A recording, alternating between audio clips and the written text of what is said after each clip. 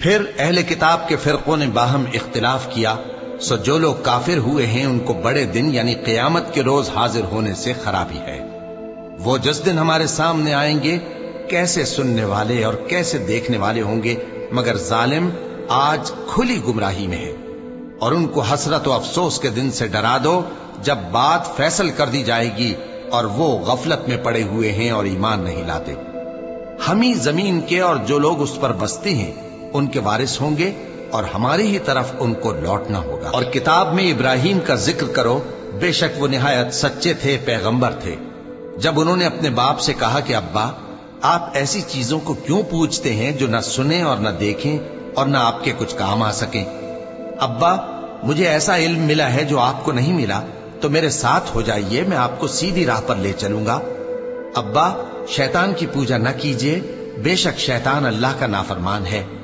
ابا مجھے ڈر لگتا ہے کہ آپ کو اللہ کا عذاب آ پکڑے تو آپ شیطان کے ساتھی ہو جائیں۔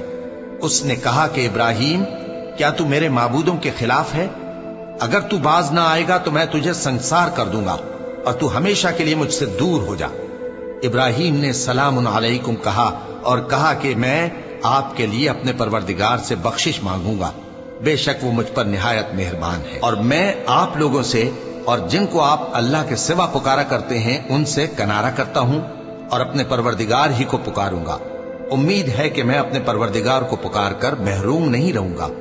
اور جب ابراہیم ان لوگوں سے اور جن کی وہ اللہ کے سوا پرستش کرتے تھے الگ ہو گئے تو ہم نے ان کو اسحاق اور اسحاق کو یعقوب بخشے اور ہر ایک کو پیغمبر بنایا، اور ہم نے ان کو اپنی رحمت سے بہت سی چیزیں عنایت کی اور ان کا ذکر جمیل بلند کیا۔ اور کتاب میں موسیٰ کا بھی ذکر کرو، بے شک وہ ہمارے برگزیدہ تھے اور رسول تھے، نبی تھے، اور ہم نے ان کو طور کی داہنی طرف سے پکارا اور باتیں کرنے کے لیے نزدیک بلایا، اور اپنی مہربانی سے ان کو ان کا بھائی ہارون پیغمبر بنا کر عطا کیا۔